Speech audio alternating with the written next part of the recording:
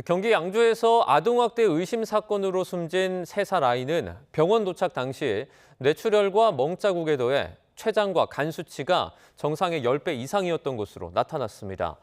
아이의 부모는 입원 기간 중에 연명치료 중단을 시도하다 친권 행사를 정지당한 것으로 확인됐습니다. 취재기자 연결해서 알아보겠습니다. 표정호 기자, 숨진 피해 아동이 이 병원 도착했을 당시의 상태가 심각했다고요?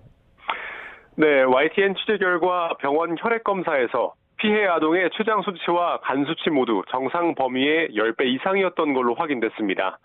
또 병원 도착 당시 머리 왼쪽에는 광범위한 뇌출혈 증상이 있었고 귀와 발목, 무릎과 턱 등 여러 부위에 멍자국이 확인됐던 걸로 파악됐습니다.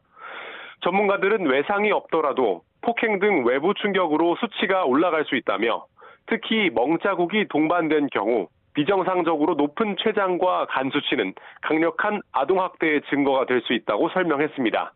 지난 9일 오후 6시 40분쯤 친부로 추정되는 남성은 아기가 부딪혀서 정신을 못 차린다며 119에 신고했습니다.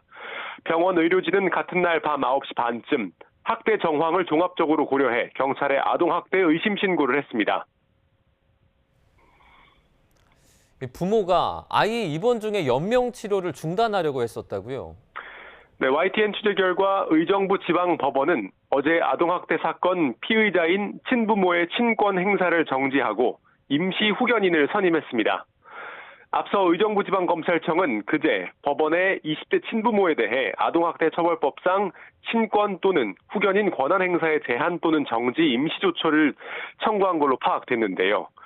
검찰은 같은 날 친부모가 피해 아동에 대한 연명 의료 중단 의사를 표시한 사실을 확인해 피해 아동의 생명과 신체에 대한 피의자들의 결정 권한을 제한할 필요성이 있다고 판단하고 경찰의 친권 행사 정지 신청을 받아들인 걸로 확인됐습니다.